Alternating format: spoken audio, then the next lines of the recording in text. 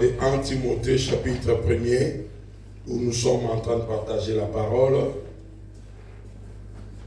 1 Timothée chapitre 1, nous allons lire à partir du 15e verset, alors que nous sommes debout pour annoncer la parole. Nous sommes debout, nous allons faire la lecture ensemble. 1 Timothée 1, chapitre 15, nous lisons, 1 Timothée chapitre 1, nous lisons à partir du 15e verset jusqu'au 20e verset.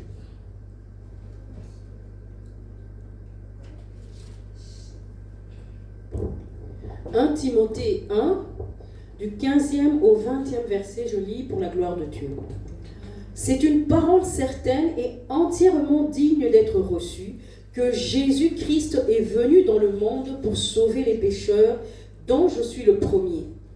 Mais j'ai obtenu miséricorde, afin que Jésus-Christ fît voir en moi le premier toute sa longanimité, pour que je servisse d'exemple à ceux qui croient en lui pour la vie éternelle. Au roi des siècles, immortel, invisible, seul Dieu, soit honneur et gloire au siècle des siècles. Amen. Amen. Le commandement que je t'adresse, Timothée, mon enfant, selon les prophéties faites précédemment à ton sujet, c'est que, d'après elles, tu combattes le bon combat, en gardant la foi et une bonne conscience. Cette conscience, quelques-uns l'ont perdue et ils ont fait naufrage par rapport à la foi. De ce nombre sont Hyménée et Alexandre que j'ai livrés à Satan afin qu'ils apprennent à ne pas blasphémer. Amen. Amen. Amen. Est-ce qu'on peut acclamer la parole de Dieu? On acclame la parole de Dieu, soyons actifs dans la présence de Dieu. Lorsqu'on dit on acclame, on acclame. Lorsqu'on dit on chante, on chante. Lorsqu'on dit on fait ça, on fait ça. Amen. Voilà, nous reprenons nos places. Le texte que nous venons de lire nous est donné par l'apôtre Paul. L'apôtre Paul qui s'adresse à son fils Timothée. Amen. Il s'adresse à Timothée. Il reconnaît la grâce qu'il a reçue en Jésus-Christ et il exhorte Timothée comment se comporter par rapport à la prophétie qui a été donnée à son sujet. Amen. Amen. Le dimanche passé, nous étions ici, nous avons partagé que chaque personne a une vocation, chaque personne a une demande céleste. Il y a des choses que Dieu te demande toi, qu'il ne demande pas à moi. Amen. Amen. Nous sommes tous appelés à servir Dieu, mais chacun dans la grâce qu'il a reçue de Dieu. Il y en a qui ont été appelés à être des prédicateurs. Il y en a qui ont été appelés à chanter. Il y en a qui sont appelés à être protocole, à organiser les choses. Tout ce que nous faisons tous, nous sommes serviteurs de Dieu. Et l'apôtre Paul exhorte alors Timothée à bien faire les choses de Dieu. Alléluia. Amen. Il y en a qui ne font pas bien les choses de Dieu. Quand tu es chrétien, tu es serviteur, tu es servant de Dieu. Quand tu es enfant de Dieu, tu es à l'église. Il y a les normes à respecter. Les choses de Dieu exigent des choses. Il y a des principes à honorer. Quand on est enfant de Dieu, quand on veut voir Dieu agir en nous, quand on veut voir Dieu se manifester en nous, il y a des choses à respecter que Dieu a établies. Et l'apôtre Paul dit à son fils Timothée, il y en a qui l'ont perdu. Vous savez ce que j'aime chez cet homme, Timothée, chez l'apôtre Paul est un homme de Dieu qui a servi dans la foule, qui a servi dans le petit nombre, comme aussi il a servi dans des vies individuelles. Amen. Amen. Donc l'apôtre Paul, quand vous lisez ses écrits, on le voit s'adresser aux chrétiens de toute une église à Éphèse. Il parle aux chrétiens de Corinthe.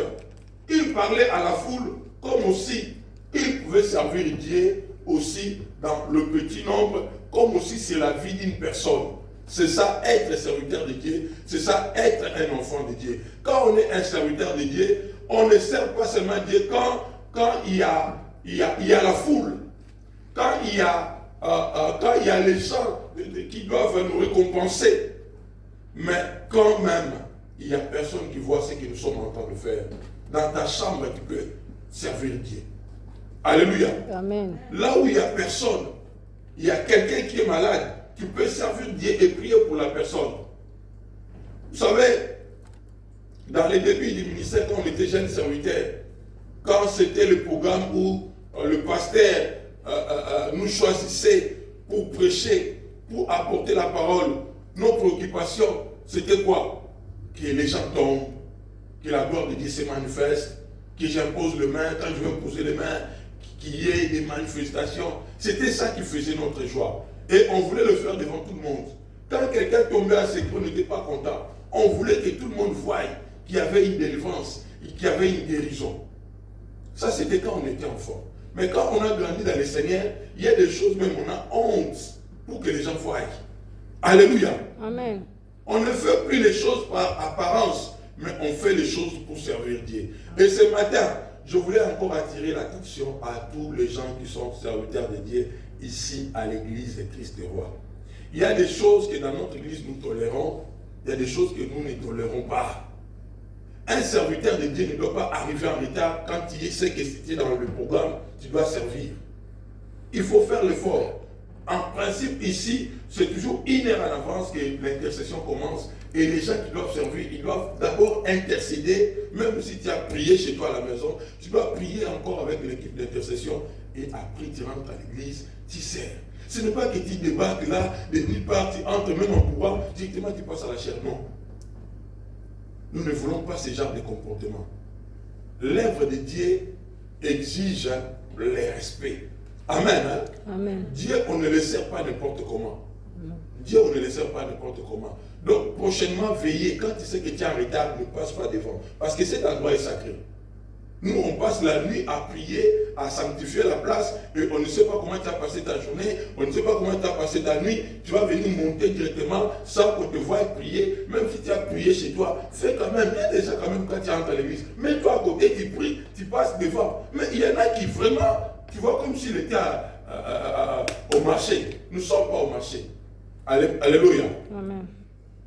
Et nous voulons servir notre Dieu avec les normes. Nous voulons respecter Dieu dans cette église. Alléluia. Amen. Il y a vraiment beaucoup de mauvaises choses.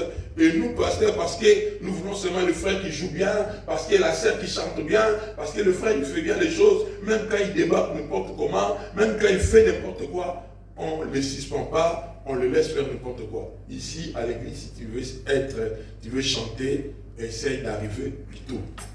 Si tu veux être dans le programme, essaye d'arriver plus tôt. Si tu ne le fais pas, laisse-nous, ne monte pas. Sinon, on va t'humilier devant tout le monde, on va te faire descendre devant tout le monde. Je crois que le message est passé. Amen. Amen. L'apôtre Paul était celui qui était en train d'exposer la doctrine de Christ. Il était en train de montrer aux chrétiens ce que Jésus voulait et ce que Jésus ne voulait pas. Et quand tu parles à Timothée, il montre à Timothée que fais attention. Il y en a qui ne sont plus dans la sainte doctrine. Il y en a qui sont en train de mélanger les choses. Aujourd'hui, dans nos églises, il y a des choses qui se prêchent là qui n'ont rien à voir avec le christianisme. On nous prêche aujourd'hui le bouddhisme et les gens ne maîtrisent pas, ils ne cherchent pas à comprendre, ils gobent tout. Les gens ne lisent pas la Bible. On est en train de nous prêcher des philosophies, des choses que les sages ont compris. Ils sont en train de l'amener à l'église. Et l'apôtre Paul exhorte Timothée, il dit combat les bons combats de la foi.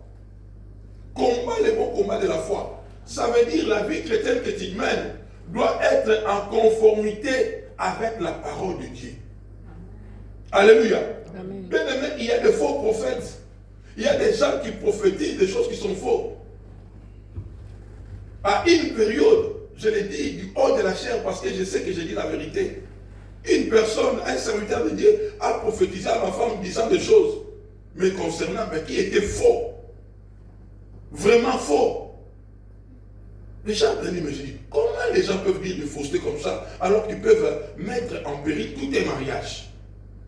La personne qui se permet de dire, attention, ton mari est en train de côtoyer une dame là, une fille, j'ai dit, vous parlez de qui là?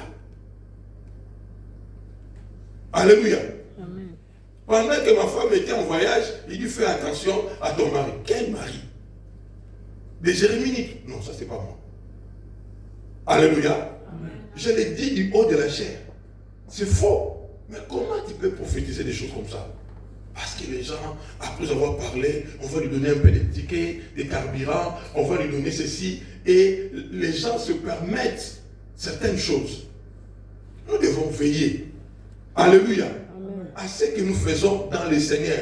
Notre manière de servir Dieu doit correspondre à l'exigence céleste, à ce que Dieu veut. Même quand il dit que Dieu m'a dit, veille. Alléluia. Amen. Si Dieu t'a rien dit, ferme ta bouche. Ferme ta bouche. Parce que tu peux amener quelqu'un à la mort. Tu peux amener quelqu'un à la destruction.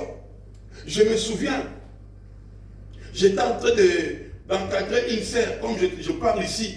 Nous prêchons dans la foule, nous prêchons aussi des personnes, de fois qui ne sont pas dans nos églises locales, mais qui sont chrétiens, qui veulent écouter les directives de la part de Dieu.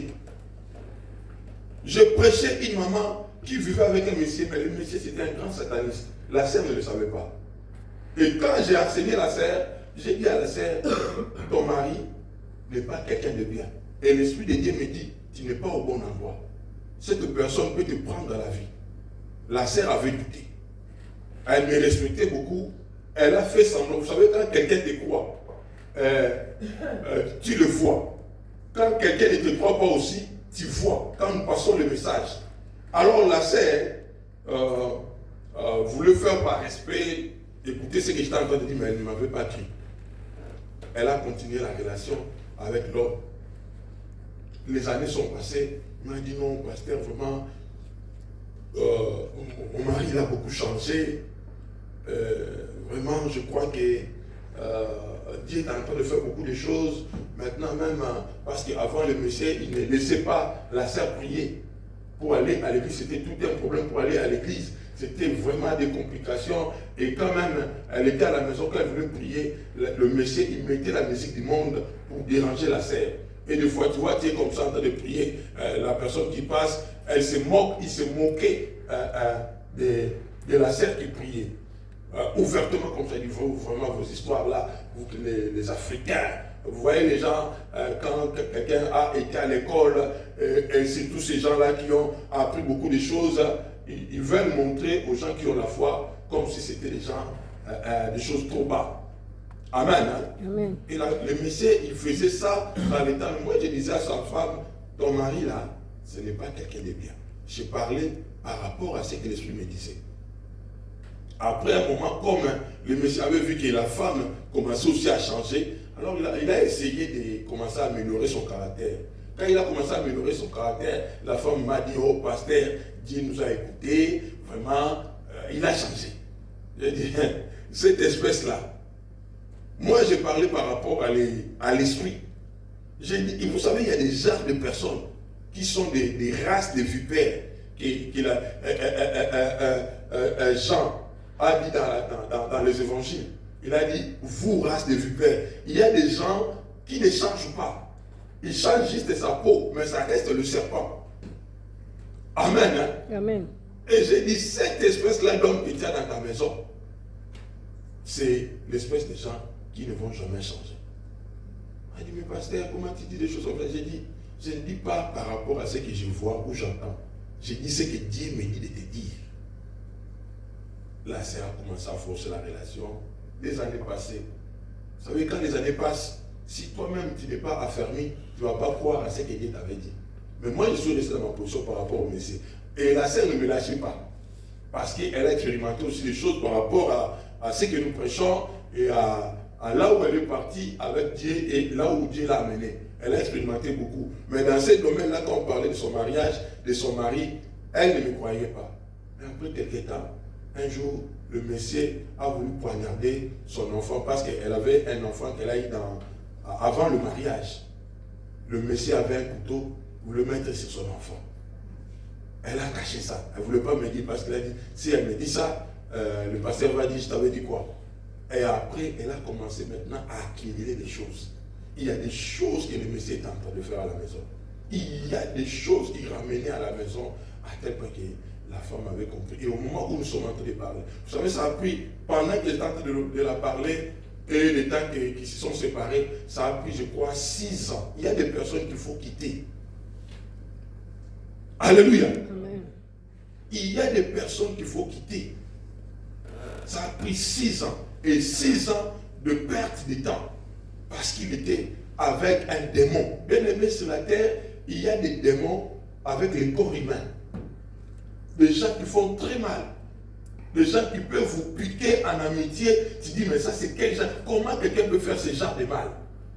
Il y a des gens dans nos familles qui peuvent vous faire du mal à tel point que quand ils vous piquent, vous vous posez des questions. Ça c'est un humain? Ou c'est quoi ça?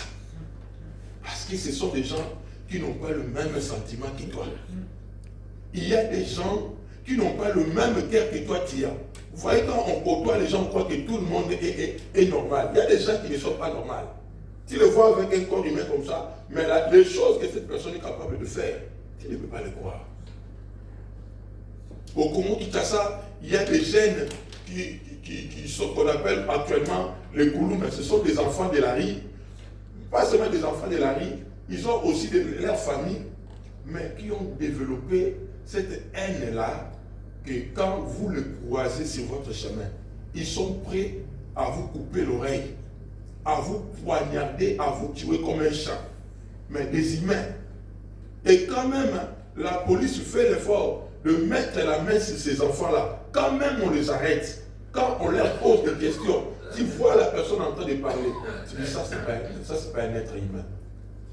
Alléluia. Amen. Et nous sommes dans un temps où les esprits sur la terre, les esprits du mal, sont tellement en mouvement. Aujourd'hui, il y a des gens, tu vois, il fait les commerces. Mais le commerce qu'il fait, il ne va pas les bons riz. Quand lui, il va acheter les riz, il n'achète pas les riz qui est bien pour la santé des gens. Il regarde à l'argent. Ça veut dire, quand il vient vous vendre les riz là, il vous vend des maladies. Il y a même des gens comme ça. J'ai vu des jeunes mamans en train de fabriquer des bouteilles d'eau. Vous voyez des bouteilles d'eau que nous prenons là. Ce sont de l'eau de source. Ce sont de l'eau bien purifiée. Mais il y en a qui prennent de l'eau des robinets. Ici encore en Belgique, nous avons de l'eau qui sont propres, même des robinets que vous pouvez prendre, qui ne peuvent pas vous déranger. Mais il y en a dans le pays africain. De l'eau là, dès que tu prends ça, c'est vraiment dangereux. Mais tu vois quelqu'un qui fait ça, son gagne-pain. Elle fabrique des bouteilles d'eau, elle ramasse dans tous les coins et elle commence à prendre de l'eau. Tu vois même les seaux qu'il utilise, c'est le seau qu'il utilise pour aller même se laver. Il le remplit de l'eau et il va mettre ça à la disposition des gens. Nous avons des gens comme ça aujourd'hui sur la terre. C'est dans ce monde-là que nous sommes en train de vivre. Nous sommes dans un monde où les commerçants sont en train de vendre, les dates de ces produits sont périmées, ils effacent, au lieu de jeter les produits, ils mettent de nouvelles dates et ils vous vendent ça. C'est dans ce monde-là que nous sommes en train de vivre. Alléluia. Amen. Ça veut dire que la personne ne pense pas au bien-être des autres, il pense qu'à l'argent. Le monde a tellement changé. Le monde est tellement devenu corrompu que bien aimé dans le Seigneur, un vrai chrétien ne peut pas passer une journée sans la prière. Un vrai enfant de Dieu ne peut pas passer une nuit, il se réveille le matin, il part comme ça sans la prière. Parce que si vous êtes averti, vous allez comprendre que ça, ce n'est plus le temps. Ce n'est plus le temps de rester sans la prière. Si dans des grandes églises comme ça, les gens peuvent raconter des bêtises, aller dire à une femme, d'un pasteur, tu dois faire attention avec ton mari, il est en train de voir une autre femme, alors que ce n'est pas vrai. C'est grave. Alléluia. Amen. Nous sommes dans ces temps-là, où on prophétise, où on dit des choses de la part de Dieu, où des amis se réveillent, ils te disent que Dieu a dit, alors que Dieu n'a rien dit. Et la personne n'a même pas prié. Déjà, quand quelqu'un veut dire parler de la part de Dieu, ça va être quelqu'un qui est avec Dieu. Tu n'as pas la vie de prière. Même toi-même, quand tu dis aux gens, Dieu me dit, tu dois être sûr que tu étais avec lui. Alléluia. Amen. Est-ce que je parle à quelqu'un? Amen. Tu dois être sûr d'avoir prié. Quand Moïse descendait de la montagne, c'est à ce moment-là qu'il parlait de la part de Dieu. Moïse ne parlait pas de la part de Dieu quand il était seulement avec le peuple. C'est quand il s'est retiré. Et quand il était dans la présence de Dieu, la pensée de Dieu venait à lui. Dieu lui communiquait des choses. C'est ces choses-là que Moïse venait annoncer aux enfants d'Israël. Dieu a dit. Et les enfants d'Israël étaient en train de faire par rapport à ce que Dieu disait. Parce qu'un prophète parle de la part de Dieu. Vous l'écoutez parler, mais ce qu'il dit ne vient pas de lui. Ça vient de celui qui l'a envoyé. C'est comme un porte-parole. Alléluia. Amen. Les jeunes de prière, incapables de faire. Nuit de prière, incapables de faire. Le temps de passer ensemble avec Dieu, tu es incapable de le faire. Mais tu es capable de parler de sa part. Tu le croises où? Sur Facebook. Alléluia. Amen. Non, il y en a des gens qui prophétisent de TikTok.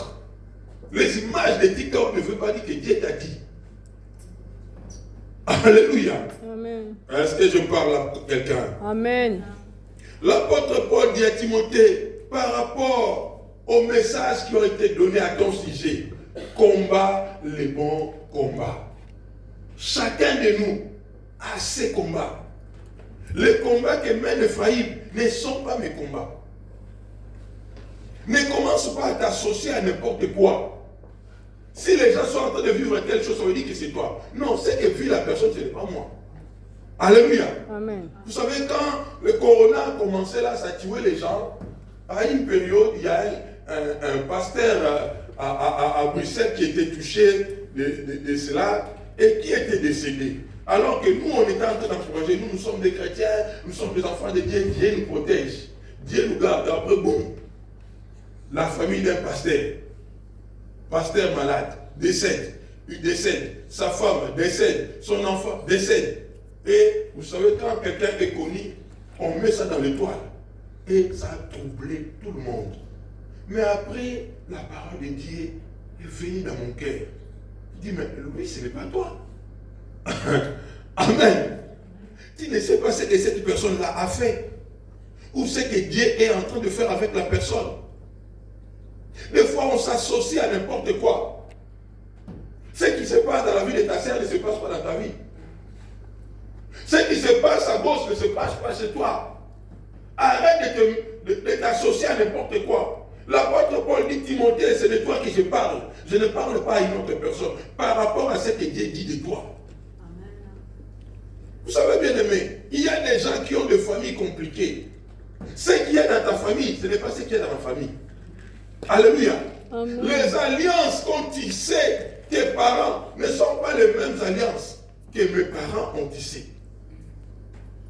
Alléluia. Amen. Ça veut dire que tu vas voir dans une autre famille et leur combat, c'est le travail. Ils peuvent avoir beau des diplômes, mais pour trouver du travail, c'est tout un problème. Et ils n'ont jamais trouvé le travail. Il y en a sans raison. Ils ont seulement 2, 3 enfants, en plus. Vous savez, il y a des familles comme ça. Après, il commence à chercher les enfants. Il va voir le docteur. Il dit non, madame, tu n'as pas de problème de concevoir. Mais si vous n'avez pas de problème d'avoir des enfants. Mais les enfants ne viennent pas. Parce que dans cette famille, on a limité le nombre d'enfants. On a limité des choses. Dans les familles, on limite. La dernière fois, vous savez, nous, dans ma famille, on a un groupe de famille où quand il y a quelque chose, on l'annonce à tout le monde et on essaye de se partager le souci, on essaye de voir comment équilibrer la chose. Et des fois, nous cotisons. Amen. Hein? Amen. Nous faisons des cotisations. Moi, je viens d'une famille de 8 enfants. Et on est tous mariés, chacun vit chez lui. Nous avons un site, on ne se voit pas tout le temps. Mais dans le site, on se parle. Et à une période, comme dans notre site là, dès qu'il y a un souci quelque part où une famille qui est amie à notre famille est dans le problème, on cotise aussi pour aider la famille en question. Mais la dernière fois, je vois, on met un message où on nous demandait de cotiser un montant qui était vraiment trop peu. J'ai dit, mais dans la famille ni tout. On commence à cotiser sur des montants comme ça. Ça, ce sont des montants qui 5 personnes donnent. Ils ne dérangent pas les autres. Alléluia. Amen. Mais qu'est-ce qui fait ce genre de choses? Et j'ai essayé de motiver un peu les gens pour dire non. Ça, c'est amener la pauvreté dans la famille. Amen. Hein? Amen. On est à 8, on ne va pas commencer à cotiser. Quand je donne l'exemple, un des 100 € doit être donné quelque part, on doit déranger tout le monde. Quand il faut déranger les gens, quand vous avez des cotisations, vous devez réunir 3 000, 5 000, 10 000. À ce moment-là, tout le monde se bat. Mais maintenant, commencez pas à dire, il y a 200 € qui doivent être donnés quelque part, et tout le monde doit commencer à chercher 20 €, 20 €. C'est quelle histoire ça? Amen. Alléluia. Amen. Il faut combattre la pauvreté. La pauvreté, on le combat aussi par les comportements. Alléluia. Amen. Il y a des choses à refuser. Combat les bons combats. Donc, chaque famille a ses combats. Je voulais dire à quelqu'un, quand je parlais de ma famille là, avait dit que les niveaux que nous avons atteints dans ma famille, on ne peut pas cotiser à moins de 100 €. C'est une blague ou quoi? Des grandes personnes comme ça qui sont, vous savez, dans ma famille, il y a des gens qui sont en Europe depuis 69, les années 69. Il y en a qui sont ici, ça fait plus de 40 ans. La plupart des gens qui sont dans ma famille là, il n'y a pas quelqu'un qui a fait moins de 25 ans ici en Europe. On est tous à plus de 25 ans ici en Europe. Et si on doit commencer à cotiser pour les 20 €, ça veut dire qu'on doit encore retourner au Congo. Alléluia. Amen. Est-ce que je parle à quelqu'un? Amen. Parce que le niveau qu'a atteint la famille ne peut pas descendre ainsi bas. Et bien aimé dans le Seigneur, chaque personne doit connaître les combats de sa famille. Moi je parle comme ça, c'est par rapport à ce que nous sommes. Mais je ne sais pas ce qu'il y a chez toi. Vous savez, il y a des gens qui se réunissent même pour 100 $. Ils s'appellent à gauche, à droite. Même les oncles, ils entrent. Mais après la cotisation, ils ont 95. Ça, c'est une malédiction. Et une personne comme ça ne peut pas se comparer avec une autre personne qui n'est pas dans ça. Vous savez, il y a des familles, vous allez, ça c'est l'autre, c'est le ministre, l'autre là-bas est PDG, l'autre là-bas directeur de telle société. Donc tous, c'est des grands cadres. Ils occupent des fonctions importantes. Et des gens comme ça, quand ils se réunissent, tu ne vas pas commencer à leur dire, oh, on a besoin de 1 000 €. Mais vous parlez des PDG doivent commencer à... Quand 1 000 € comme ça, c'est une personne qui le fait, il dit seulement, j'avais donné 1 000 € à telle personne qui était dans les problèmes. Amen. Hein? Amen. C'est leur niveau. Il faut comprendre que dans la vie, il y a des niveaux. Alléluia. Amen. Tu ne vas pas aller dans la famille de Bill Gates et demander à commencer dans la famille de Bill Gates, commencer à chercher des cotisations de 5 000. Il n'y en a pas. Ils ne font pas ça. Amen. Hein? Amen. Parce que leur niveau dépasse. 5 000, c'est une personne qui fait ça, il ne parle même pas. Vous ne savez même pas qu'il avait donné 5 000 quelque part. Parce que c'est leur niveau. Et l'apôtre Paul dit à Timothée, par rapport à ce qui a été dit à ton sujet, quel est le message qui t'a été donné? Et quel est le comportement que tu as vis-à-vis de ce que tu as entendu de Dieu? Amen. Parce que quand Dieu te parle, tu dois accommoder ta vie, tu dois positionner ta vie par rapport à ce qui a été annoncé par Dieu pour toi. Il y a des gens qui veulent se comporter par rapport aux autres. Je ne peux pas me comparer à Pasteur Timanga. Je n'ai pas son âge. Alléluia. Quelle hallucination. Ce qu'il a fait dans sa vie, moi je ne l'ai pas fait. Il a ses enfants qui sont mariés. Bien aimé, tu sais ce que c'est marier un enfant? Déjà, envoyer un enfant à l'école, c'est tout un problème. Arriver à les marier, il faut le faire. Quand tu vois quelqu'un faire certaines choses, il faut acclamer. Amen. Alléluia. Amen. Ce n'est pas de la blague. J'ai vu des parents qui ont eu des enfants qui les ont tous perdus.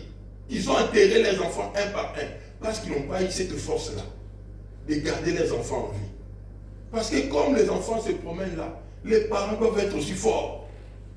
Quand ils vont à l'école, quand ils vont dans tel endroit, vous ne savez toujours pas ce qui se passe. Mais quand vous êtes responsable, vous devez veiller sur leur vie. Amen. Et comment vous veillez si vous ne priez pas? Alléluia. Tu vois quelqu'un qui se maintient dans un mariage année après année. Ce n'est pas de la blague. Ce n'est pas de la blague. Parce que tu ne sais pas quand ta femme sort de la maison, c'est qu'elle attend dehors. Quand ton mari sort de la maison, c'est qu'il attend dehors. Quand les gens téléphonent, vous ne pouvez toujours pas savoir ce que les gens envoient comme des sorts, des attaques. Mais pour maintenir une famille unie, surtout à nos jours aujourd'hui, ce n'est pas de la blague. Combat les bons combats. Amen. Alléluia. Amen. Il y a des gens qui combattent un combat stupide. Mes amis sont tes amis et toi, tu comprends quoi là même? Vous êtes des mêmes tribus. Vous êtes nés les mêmes jours. Même si vous avez été dans la même école. J'ai vu des jumeaux, l'autre réussi, l'autre échoué. Mais ils sont nés le même jour. Ils ont reçu la même éducation. Ils ont dormi dans le même lit. Mais l'autre réussit, l'autre échoue. Ça, c'est le mystère. C'est pourquoi il ne faut pas comparer ce qu'il ne faut pas comparer. Alléluia. Chacun de nous doit toujours chercher à connaître la volonté de Dieu pour sa vie. Amen. Dieu t'appelle à quoi? Dieu t'appelle à quoi? L'apôtre Paul avait remarqué, pendant qu'ils étaient en train d'avancer dans le Seigneur, il y avait ceux qui étaient en train de rétrograder. Il y avait des gens qui étaient en train d'abandonner la foi. Et il y avait aussi ceux qui étaient en train de persévérer. Aujourd'hui, bien aimé dans le Seigneur, il y a des gens qui abandonnent Dieu. Ce n'est pas que si quelqu'un a dépouillé, toi tu dois arrêter. Tu viens à l'église, il y a telle personne qui ne vient plus. Ah, l'église, je crois que le pasteur a un problème. Non, le pasteur n'a pas un problème. Ça veut dire la pression de la vie. La personne n'a pas tenu. Les choses se passent autour de nous. Il y a beaucoup de choses qui se passent. On s'associe avec des personnes. Et certaines personnes viennent nous décourager. Certaines personnes viennent nous décourager à servir Dieu. Quand tu sers Dieu, tu dois toujours t'améliorer. Va de gloire en gloire. Améliore-toi jour après jour. Mais parce que telle personne ne chante pas, toi aussi tu ne veux pas chanter. Telle personne n'arrive pas à temps, toi aussi tu commences à arriver en retard. Non. Ne prenez pas les mauvaises habitudes. Tout à l'heure, j'étais en train de dire, Dieu est le même hier, aujourd'hui et éternellement. Dieu ne change pas. Nous sommes ses enfants. Dieu a un caractère. Quand nous sommes infidèles, lui reste fidèle. Nous sommes en relation avec Dieu. Mais Dieu ne change jamais sa nature. Parce que nous, on a un tel comportement. Il y a des gens, oh, parce que moi, je fais ça, moi aussi. Non, non, non, non, non. Moi, je reste ce que j'ai appris de la parole. Ce que la parole de Dieu me dit, c'est ce que je dois être.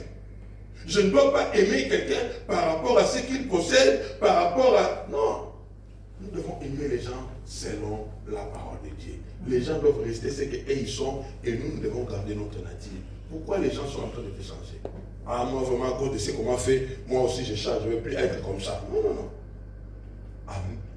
Essaye d'amener ta vie selon la parole de Dieu.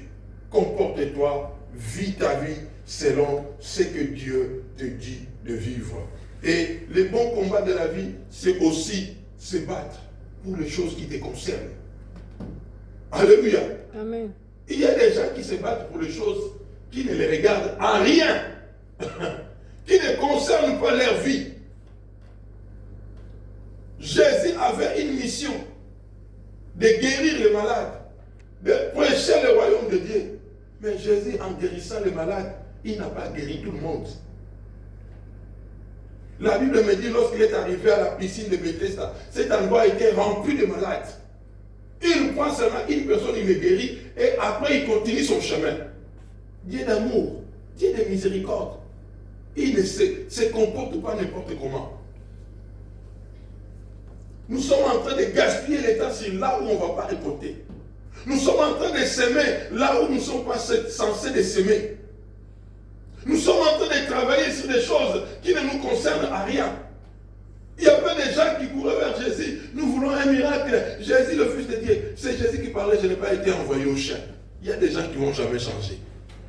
Il y a des gens qui ne vont jamais se convertir. Et si toi tu es pasteur, tu commences à passer ton temps avec ces gens de frères. Tu commences à passer ton temps avec ces gens de sœurs. À la fin, tu vas te retrouver que tu n'as rien fait dans la vie. Alléluia. Vous savez, il y a des gens, surtout nous qui avançons en âge là, quand nous regardons le passé, il faut avoir envie de recommencer. Il y a des choses, tu te dis, si la vie était à recommencer, je ne le ferai pas comme ça. Les jeunes, vous avez encore l'opportunité, faites bien les choses, combattez les bons combats. J'ai vu des gens qui sont partis en voyage, quand ils sont revenus, vous le voyez comme il était parti, comme il est revenu. Il n'a rien amené. Il a perdu l'état. Donc quand il commence encore à chercher à se rattraper, c'est trop tard. Il dit, mais pourquoi il était parti? Parce qu'il est parti dans un endroit qui ne concernait pas sa vie. S'il y a des gens qui réussissent en Europe, il y en a aussi qui doivent réussir en Afrique. S'il l'amène en Europe, il se perd. Alléluia. Amen. S'il y en a qui sont en train de réussir dans le commerce, il y en a qui sont appelés à réussir seulement dans le travail. Ils doivent être employés quelque part et gagner leur argent comme ça en travaillant chez quelqu'un. Ce n'est pas tout le monde qui doit être patron dans sa vie. Amen. Hein? Amen. Certaines personnes doivent être dirigées. Certaines personnes doivent attendre le salaire du mois. Mais il y en a aussi qui doivent entreprendre. Alléluia. Amen. Sur la terre, chacun a sa vocation. Tu dois connaître ce que Dieu attend de toi. Combat les bons combats. Sinon, à la fin de ta vie, tu vas te dire, je croyais que j'étais en train de travailler. Or, je ne travaillais pas. Je croyais que j'avais des amis. Or, je n'avais pas d'amis. Je croyais que j'avais des enfants. Or, je n'avais pas d'enfants. Parce que tu t'es mal comporté, tu as mal investi. Jésus a veillé à cela. Quand il est arrivé chez Zaché, tout le monde était en train de le bouder. Mais il part chez ce pécheur-là. C'est cet homme qui nous vole des impôts ici. Quelle était la réponse de Jésus? C'est lui-ci ici. C'est lui-là aussi. Et aussi fils d'Abraham. Amen, hein? Amen. Ça veut dire, dans la mission que je suis en train d'accomplir, il est bénéficiaire. Et à la fin, on a donné Jésus la raison. Parce que Zaché avait changé. L'apôtre Paul dit à Timothée, trouve des hommes fidèles. Ça veut dire sur la terre, il y a aussi des hommes infidèles. Quand tu vas prêcher, ne prêche pas tout le monde, mais cherche à trouver les gens qui peuvent recevoir ce que tu prêches et l'appliquer, l'enseigner aussi aux autres de la même manière qu'ils ont entendu de toi. Il y a des gens qui dévient. Il faut même qu'on finisse l'équipe comme ça, tu vois, ah, pasteur, le message d'aujourd'hui c'était très bien. Et quand la personne commence à parler, tu dis, mais c'est pas ce que j'ai prêché. Amen. Amen. Il y a des gens qui dévient toujours dans ce que nous prêchons. Ce que tu dis, ce n'est pas ce que lui écoute. Et l'apôtre Paul dit à Timothée, les gens qui doivent prêcher, ce sont des gens qui vont transmettre les choses fidèlement selon qu'ils les ont écoutées. Alléluia. Amen. Bien-aimé dans le Seigneur, quel est le combat que tu es en train de mener? Tu mènes un bon combat. Tu poursuis une bonne cause. Ou tu te bases sur des choses. Vous savez, surtout nous qui venons de l'Afrique là, nous avons grandi dans des familles élargies, où il y avait des gens qui travaillaient, qui avaient beaucoup d'argent, et ces gens-là, des fois, ils ont investi sur des personnes qui les ont même oubliées. Une personne qui travaille, la Bible nous dit que Jésus a investi sur les 12 disciples qui les suivaient. Alléluia. Amen. Et quand il est parti au ciel, il comptait sur les 12 de faire le même travail qu'il était en train de faire. Quand Jésus montait au ciel là, son cœur était sur Pierre. Son cœur était sur Jean. Il était en train de dire, ok, maintenant que je suis parti, ces gens ils vont faire le travail qu'ils étaient censés le faire. Mais maintenant, bien aimé, si tu trouves, tu donnes ça à des mauvaises personnes, le travail s'arrête. Alléluia. Amen. Ton investissement, tu investis sur qui? Tu investis sur quoi? Tu es dans quel projet? Est-ce que ce projet, c'est bien pour toi ou c'est parce que tu as vu ça chez ton ami? Parce que telle personne a parlé. Combat les bons combats. Fais des bons projets. Alléluia. Amen. Il y a des gens qui font des choses par envie. Parce que telle personne, tu le vois comment il monte avec sa voiture, il est dans son mariage avec son mari. Toi, tu veux absolument que ton mariage soit comme ça. Tu veux absolument ta maison soit comme ce que tu as vu chez l'autre. Bon, ce que je suis en train de prêcher là, il faut le prendre en deux volets. Amen, hein? Amen. Je sais que vous avez le Saint-Esprit et que vous êtes en train de comprendre les messages. Vous n'allez pas m'interpréter à travers. Combat les bons combats. Fais des choses qui te concernent. Timothée, par rapport aux prophéties qui ont été annoncées à ton sujet. L'apôtre Paul avait plusieurs, mais il dit pour toi. Ça veut dire, toi, tu ne dois pas te comporter comme Tite. Parce que ce que j'ai entendu de toi, apparemment, il y a la mort qui te suit. Apparemment, il y a des gens qui veulent te tuer. Apparemment, dans votre famille, il y a telle chose qui tue les femmes. Tu sais que dans votre famille, il y a ça. Mais tu veux vivre comme tout le monde. Pourquoi les gens font la folie comme ça? Alléluia. Amen. Quel est le plus grand combat qu'il y a dans ta famille? Quel est le plus grand combat qu'il y a dans ta vie? Il y a des gens qui ont des problèmes de santé. Tu sais que tu as des problèmes d'asthme. Tu sais que tu as des problèmes de, je ne sais pas de quoi. Il fait froid, tout le monde est en train de courir, toi aussi. Parce que les gens sont en train de courir. Maman, tu vas mourir dehors. Alléluia. Amen. Vous savez, des fois, quand on part au travail, là, à l'heure de la pause, les gens sortent dehors pour prendre un peu de l'air, fumer, se détendre un peu. Chaque personne a son corps. On n'a pas les mêmes capacités. On ne vient pas des mêmes coins. Moi, je viens d'Afrique. Je viens là où il fait 40 degrés. Et ils sont nés dans ça. Alléluia. Amen. Ah, à la pause, tout le monde prend le manteau, ils prennent les charpes, ils vont dehors. Ils sont dehors là en train de prendre de l'air. Tu vas rester dehors. Ah. Il y a des choses qui ne te regardent pas. Même quand les gens sont en train de faire, toi ne vas pas. Alléluia. Amen. Oh, dans les quartiers, il y a telle chose, il y a marché, les gens vont aller courir. Toi aussi, tu vas t'inscrire, tu vas courir. Qui va courir? Avec quelle santé? Avec quel âge? Il faut tenir compte de ce qu'on est. Combat les bons combats. Ne mélange pas les choses. Alléluia. Tu es père de famille, tu es mère de famille. Quand les gens sont en train de courir, on va prendre tel week-end, on va se retrouver là-bas. Pendant que toi tu es en train de partir. Et tes enfants. Il y a des fois, on est ici en Belgique, oh, il y a des amis qui sont venus de l'Afrique, ils sont à Bruxelles, on n'appelle pas ça, tu es où? Est-ce que tu peux te joindre à nous? Mais avec ce que je suis devenu aujourd'hui, est-ce que j'ai le droit d'aller me joindre à ces gens-là? Alléluia. Amen. On va aller prendre un verre quelque part, et quand tu vas te retrouver avec ces gens-là, tu te vois vraiment que tu n'es pas au bon endroit. Pour ce qui concerne ton sujet, combat les bons combats. Amen. Alléluia. Amen. Nous n'avons pas tous le même fardeau. Joseph était différent de ses frères. La charge que portait Joseph, ce n'est pas ce que portaient ses frères. Joseph avait la mission de sauver sa famille de la pauvreté.